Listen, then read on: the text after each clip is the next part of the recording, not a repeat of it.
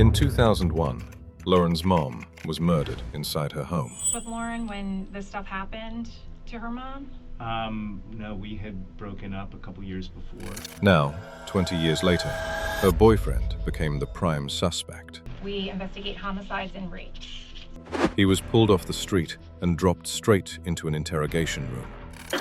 Arrested in June of last year for a murder he committed in 2001, Eugene Gligor today told a packed Montgomery County courtroom he has remorse and regret, is disappointed with himself for hiding it for so long. This is all very bewildering, very strange. Could it all come down to a love triangle between Lauren, her boyfriend, and her mum? This was the scene of the crime back on May 2nd, 2001, the Chevy Chase home where Leslie Preer was beaten and strangled to death, murdered just inside the front door, her body dragged to the master bathroom shower upstairs, the family dog locked in the basement, Gligor leaving behind a bloody scene that he tried to clean up before fleeing to Oregon. Never like dating Lauren's mom or anything like that, behind the scenes. Okay. The hunter is now being hunted. I feel a little bit trapped here, like... Well, you're under arrest, so you should feel trapped. Okay. A blunt detective meets a dramatic suspect. There's no tears coming out of your face. I'm very dry right now. You're dry? I'm very dry. I'm parched, I'm dehydrated. You can probably see my eyes are bloodshot red because I'm just tired and drained. I don't know what's going on. You want me to drink water so I can tear? Like, what the fuck is wrong with you? I don't want you to tear. I just don't What want are you trying to say? I'm just trying to say that this seems a little put on. Are you kidding me? Are you fucking kidding me? Your eyes, it's guilty until proven innocent. I get it. Well, honey, your DNA was in the crime scene. That's why, like... On June 18th, 2024, Eugene Gligor had his hands full. Literally, he had coffee in one hand and his phone in the other, walking outside his apartment in DC. And just when he thought his hands couldn't be any fuller, a US Marshal task force slapped handcuffs on them. He was arrested and quickly taken to the station.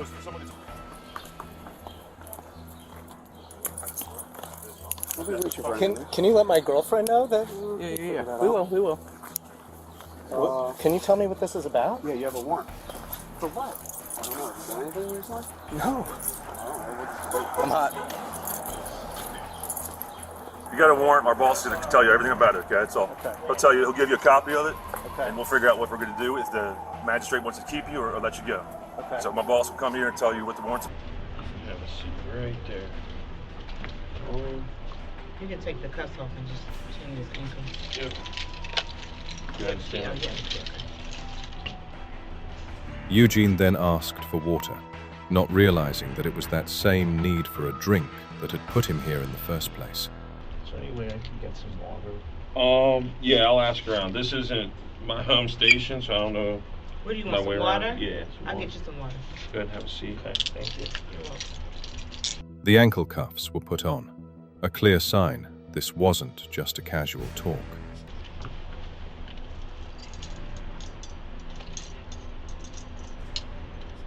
And then there's a detective. She'll be able to explain a lot more to you. I don't know all the particulars. I'm just one of the guys that comes in and gets you. Okay? So just hang tight. She'll be right in here, okay? I'll get you some water. Thank you. Finally, two detectives walked in. They have come a long way to interview him in DC. Hi, Eugene. Hello. I'll be going back on it water, right? Okay. And I'll be able to, If see we when you, need a break or something, we can let you know. Okay. Thank you. I am Detective Augustin. This is Detective DuPoy. Hi there. From Montgomery County. Okay. I'm sure you're wondering what this is all I about. would really like to know. This has been really hard, whatever's Sure. happening. Well, we're gonna get through all of that with you. We just have to do some paperwork real quick. Yep. Before any questioning could begin, they asked about his condition. Before we can talk to you about anything, we have to read you your rights. So I have some of this filled out already, but what is your physical condition today? You have any injuries? Are you feeling okay? I mean, I'm feeling a little bit caught off guard, and from the handcuffs, seems to be a lump on my hand. I don't know if it is, but you know, I have no idea. Is it swelling? Is it a blood clot? I don't know. Okay. I've been holding my hand above my heart just so hopefully it helps to heal. You know, otherwise, health conditions. I mean, I'm getting over tonsillitis, so I've been under the weather. But nothing I've been through good. antibiotics from that, and yeah, I mean, nothing. All right. Nothing that's clouding your mental judgment or anything like that, though. Physically, he was fine, but mentally, not so much. And are you sober right now? Yeah, I'm 100% sober. I've been sober for years. We ask everybody. Yeah, these are just the form questions. Years back, he had a drinking problem. Maybe that was the reason they'd brought him in. What is your highest education level? High school. He was now living in DC with his girlfriend, but back in the late 90s, he had gone to Chevy Chase High School in Maryland. That's where these detectives came from to question him. Do you speak any other languages? Not fluent. So English is comfortable. His surname, Gligor, is Romanian, but he can't speak the language. From there, the detectives read him his Miranda rights in English. You have the right now and at any time to remain silent. Anything you say may be used against you. You have the right to a lawyer before and during any questioning. If you cannot afford a lawyer, one will be appointed. Once that formality was out of the way, the detectives explained why they were here. Okay, so now that that's out of the way, we are from Montgomery County. We actually work in the cold case unit. We investigate crimes that have been unsolved for quite a period of time. We investigate homicides and rapes. So we were working on a case that came from Chevy Chase. And when we were going through the case file, your name was in there as someone that was related to the family, we have a big list of people, but friends, family, something like that. So do you recall back in 2001, Leslie Preer? Yes, that she was murdered, Yes. Okay, so that's the case that we are investigating. This case goes back to May 2nd, 2001. On Drummond Avenue in Maryland, Leslie Preer lived there. She was 49 and worked in DC. She was always on time, but that morning, she never showed up for her 10 o'clock shift. By 10:30, her boss started asking around. He called her husband, who had last seen her around 7:45 a.m. when he left for work. That's when they both knew something was wrong, and they needed rushed to the house. By 11:30, her boss was knocking on the door, but no one answered. A little later, her husband arrived and tried his key, only to find the door was already unlocked. They stepped inside. Right away, they saw blood everywhere. At the entrance, furniture was pushed around, and it was clear something bad had happened. The boss called 911 while her husband searched the house. He found the dog locked in the basement, but no sign of Leslie. Dispatchers told them to wait outside, so they did. When police searched upstairs, they found Leslie in the master bathroom. She was face down in the shower, the water still running. So that's the case that we are investigating. You went to BCC with her daughter at the time? Correct. Is that correct? Okay. And what was your relationship with Lauren, the daughter? We had dated. Lauren had already told these detectives about Eugene. She and Eugene had been high school sweethearts. They lived just 10 minutes apart and spent all of time together. Okay. And when did you guys date? Do you remember years? Exact dates, I'm not entirely sure. Were you in high school or was it after high school? Yeah, it was high school. Yeah, I'm not exactly sure. Maybe like 1994 to 1997. or something around there. Okay. Eugene was a familiar face in that neighborhood through his teenage years, when he dated Lauren. But by the time Leslie was killed in 2001, Eugene was 21 and had already moved with his mother to Washington, D.C. If the detectives are investigating her murder, what does that have to do with him now? Well, back in 2001, when Leslie's autopsy was done, they found she had 7 deep lacerations on her head. There were bruises across her torso and strangulation marks around her neck. Leslie was beaten, strangled, and then dragged upstairs into the shower. The killer had tried to wash her body. Forensic test showed large sections of the foyer had been wiped, but not well enough. There were swipe marks on the door, the floor, and the staircase. The cleanup was half-hearted. The violence was not. And from your dates of birth, I can see you're a little bit younger than Lauren. So was she already graduated from high school, or were you guys both still in high school when you guys were dating? We were both in high school. She had finished high school, and I believe we had dated for a few months while she was in college, but that was it. That fit with what Lauren had told investigators. By 2001, they had moved in different directions. Back in 2001, while Eugene was starting a new life in D.C., the forensics team was processing the crime scene. They found blood that belonged to an unknown male.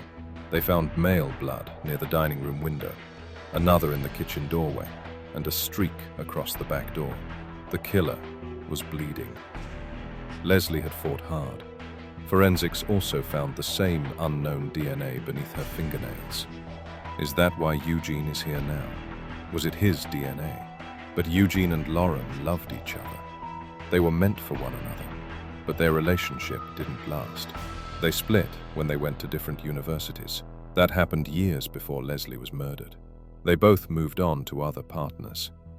Every so often, they would run into each other at mutual friends' gatherings, but those encounters were brief, never hostile. Then why is Eugene being investigated for decades-old crime that he has no involvement in? You and Lauren had dated well before her mother was killed. Do you remember, were you still in touch with Lauren when this stuff happened to her mom? No, we had broken up a couple years before, at least. Maybe longer, I'm not sure. And I believe I reached out just to send my regards, and maybe saw her a couple times, and but that was it. Okay. Back when Leslie was murdered in 2001, detectives compared the unknown blood to every man in Leslie's circle. Her husband was the last person with her, so he was checked first, ruled out by DNA. Relatives, friends, neighbors, even co-workers were vetted, but none matched, and the case slowly ran cold. Remember how you found out about it? I remember I was at work, and I believe she had actually told me that she had come into where I was working at a restaurant, and she had told me that What restaurant was that? Do you remember? It was a restaurant called Black's. Okay. In Bethesda. Okay. That moment stayed with him, a regular shift at work, interrupted by sad news that would come back to him decades later. When you guys were dating, how close were you with the family? Like, did you spend a lot of time at their house, or did you know them real well? I knew the family. I, definitely spent time. She spent time at my house. I've spent time at her house. Yeah, for sure. Mm-hmm. So how were you close with her parents? I mean, I wouldn't say close with them. I don't know how much, I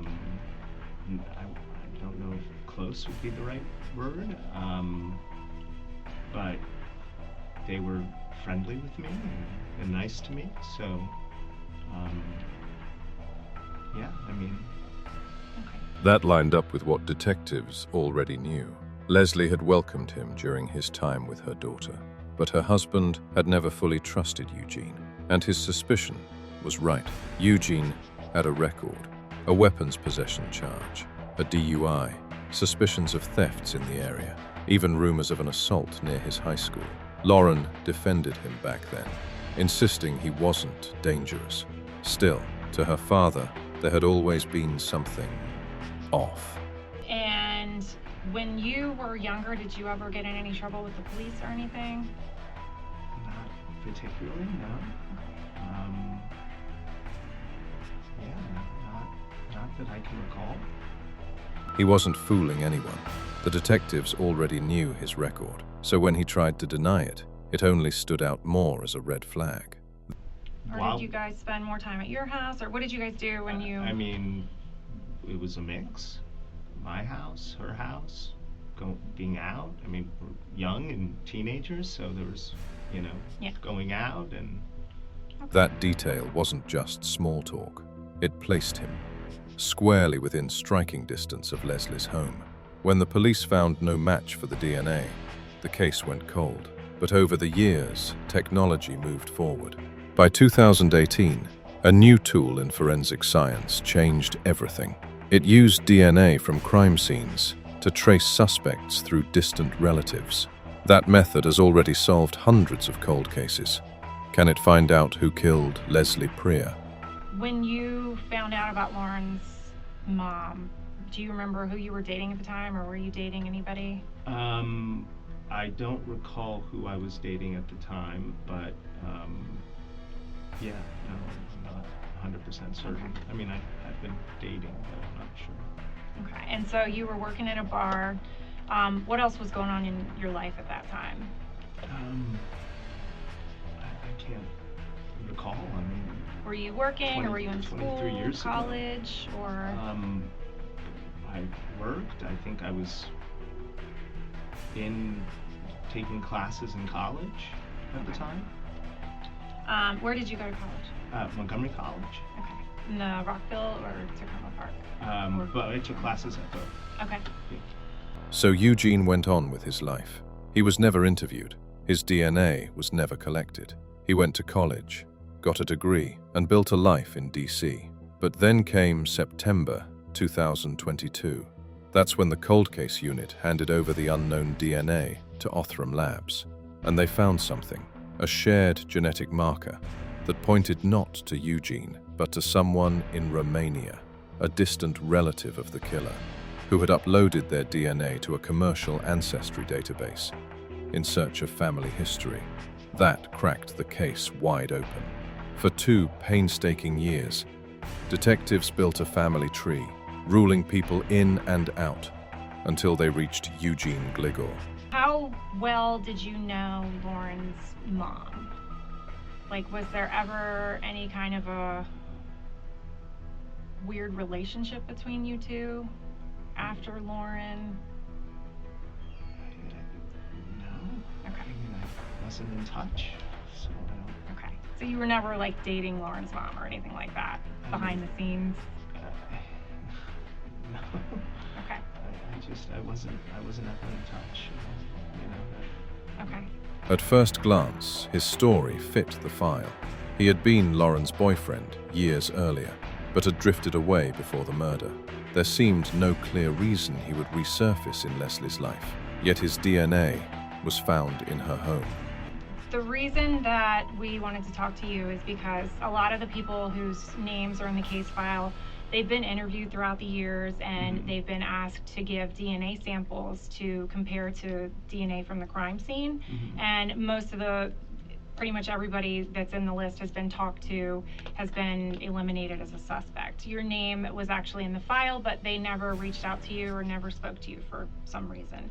So that's why we wanted to reach out to you and see if you remember or recall anything about the time when Leslie was killed, anything that you remember about your life at the time that, like, could be relevant, any relationships you had with the family or anything like that. I really don't recall. Okay. That vagueness might once have saved him. In fact, it did. Back in 2002, long before genetic genealogy existed, Eugene's name did come on the radar. Eugene's neighbor tipped the police about his underage drinking, marijuana, and loud parties at the house, and suspected Eugene might have killed Leslie. Despite the tip, detectives never followed up. Eugene was in, with no contact with the victim's family and no motive. He was never swabbed, never questioned. If they had, the case would have been solved decades ago. So from the crime scene, we have DNA from the person who was there when Leslie died. So there's Leslie's blood all over the place, obviously, but then there's also another DNA profile that was picked up from the crime scene. And we had put that into CODIS, our database from the National CODIS DNA Index System, and it has never hit. So whoever was there, whoever's DNA was also on the scene, has never been arrested. And that's why we were going through doing all of these elimination DNA samples to find out, you know, okay, well, this person couldn't have done it because we matched their DNA to it. So we realized that they never talked to you, never did anything, and we wanted to find out more about you and if there was any kind of situation where you could have been at the house at that time. I'm a little confused.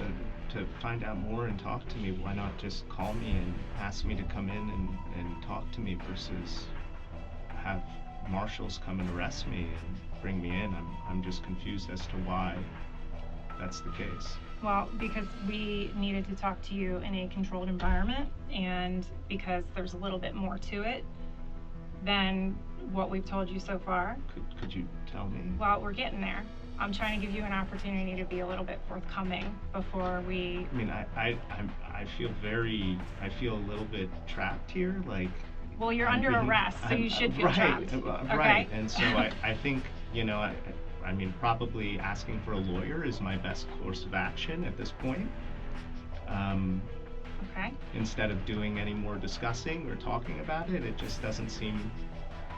I don't understand, so I'd like to have somebody... Well, that's why we're trying to talk to you about it. I know. But we can't... And there's two of you and one of me, so I feel a little outnumbered, and I probably would need some type of representation if I am under arrest, as you said, which I am. Yeah. Okay. And so I think that having a lawyer would be the best for me in my interest at this point. That's totally fine. And after the cold case unit traced the DNA to a Romanian relative, detectives eventually traced Eugene Gligor, living in Washington, D.C.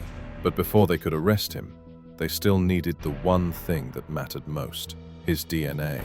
On June 9th, 2024, they staged a covert operation.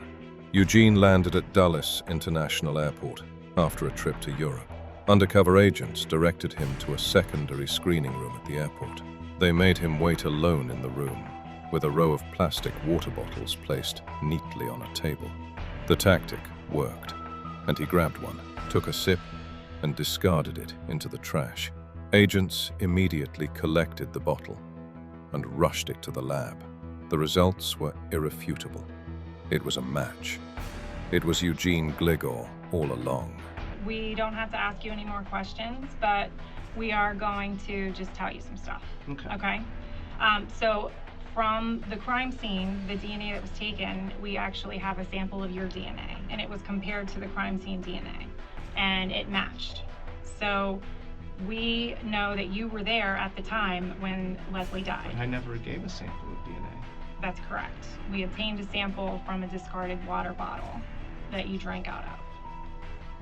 So you were followed, and we collected it after you discarded it into the trash, and it was swabbed and it was compared. So your DNA matches the crime scene DNA. I don't know what to say. I'm not. I have no recollection. I have no memory. I have no. I don't know what to say. Okay. Well, that's why. With that, the investigators wanted to hear if Eugene had any other explanation, any reason his DNA would be under Leslie's fingernails.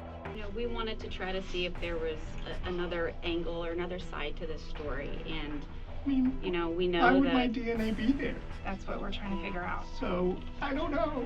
I don't know. You know, I mean, I was in the house, but it was years before. Correct. You know, when I dated her. Correct. I don't know. I wish I could tell you. I don't know. I don't know. I don't understand.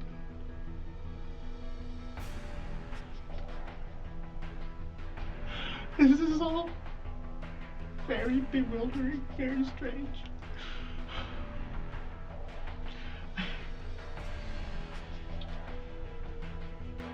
He had no explanation.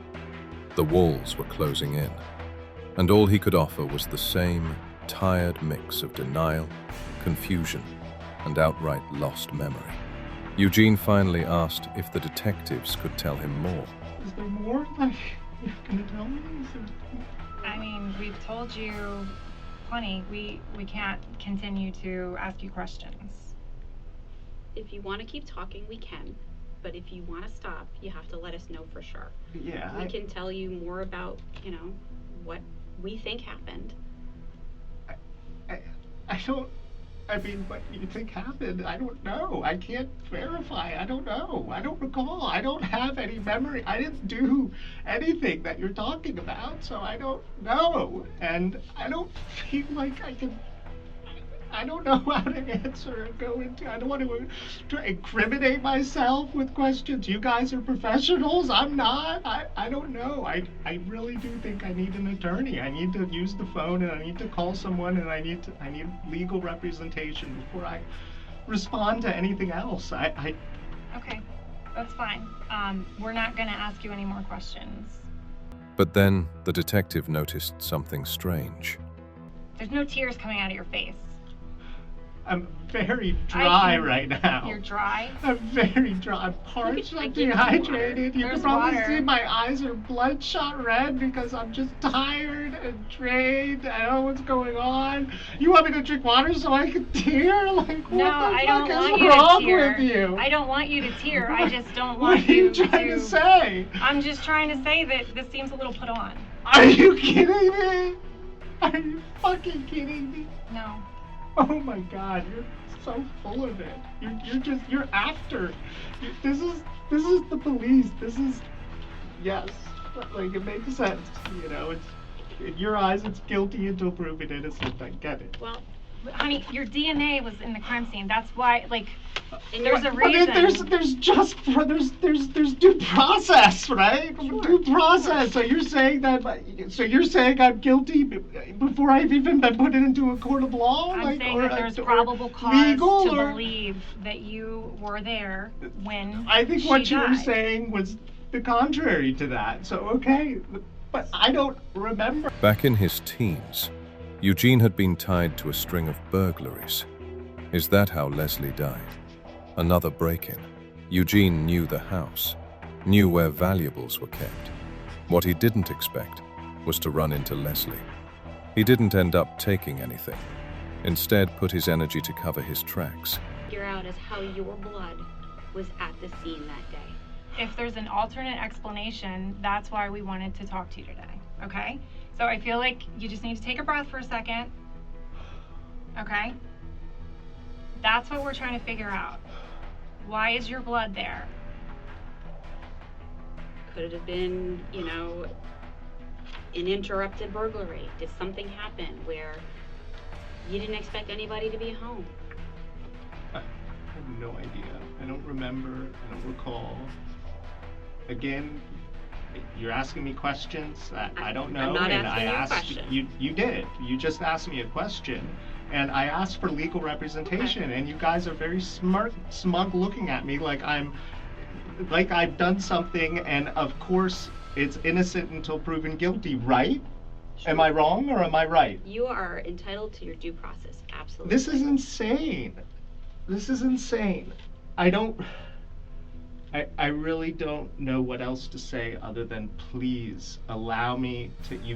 Sure. You read it to me, right? That Yep. I am allowed legal representation. Absolutely. This would be the best thing for me to do right now. We I are don't not going to understand. ask any more questions. Nope. You said you wanted to know more, so we were telling you more. There is no point talking to him any further. Well, we're done talking to you. They're going to walk you back over to processing, and once they are done, I don't know if they've done fingerprints and all that stuff with you yet. Once they're done with all that, and you meet with, I think in DC, you're going to still meet with a commissioner and be charged with this paperwork for this. or be served with it, and then you'll have an opportunity to make whatever phone calls you need to make. Okay. As the interview almost came to the end, the detectives noticed that Eugene has not once denied the allegations against him. You know, I'm really confused, and I'm really at a loss, and I don't know, I don't have any recollection of being involved with any of this. You keep saying you don't remember and you don't have any recollection, Well, but if somebody was not involved, it would be an adamant, I didn't do I didn't do it. I definitely didn't do it. Like, this is absolutely, this is, you know, I've been an alcoholic in recovery for years now. I've been sober for years. And there are many, many times in which earlier life wasn't great. You know, abusive father, issues that, you know, but at the same time, this isn't something that I know I didn't do it. I know I wasn't involved. And I just don't understand how this has come to this. I really wish I knew. And I really wish I could give you some answers and give you more feedback from an honest perspective, because I just don't know. I just don't know. I don't know either. That's why we wanted to talk to you. I don't know why your blood is there also. I don't know. It was then that the detectives made a point that was undeniable. The only person that knows is Leslie, and she can't tell us. Wow. And with that, the interview came to an end. Eugene was escorted to his jail cell. He wasn't fooling anyone, and he was charged with first-degree murder. In the years following his arrest, Eugene carried himself with a composed, almost studious air. Behind bars, he taught yoga to other inmates, conducted trauma talks, and completed over 100 online courses, including studies in Buddhism. In May 2025, Eugene Gligor pleaded guilty to the lesser charge of second-degree murder. It was an admission that he had taken Leslie's life but never planned it. With that plea, he faced up to 30 years in prison. On August 28, 2025, he was sentenced to 22 years, followed by 5 years of supervised probation.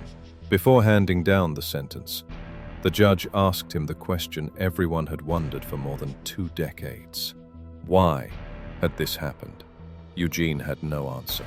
To this day, Eugene claims he does not remember the attack. Standing in court, he said, killing Leslie is the greatest regret of his life. But the truth of what happened that night, the why of it all, remains a mystery that only he could solve.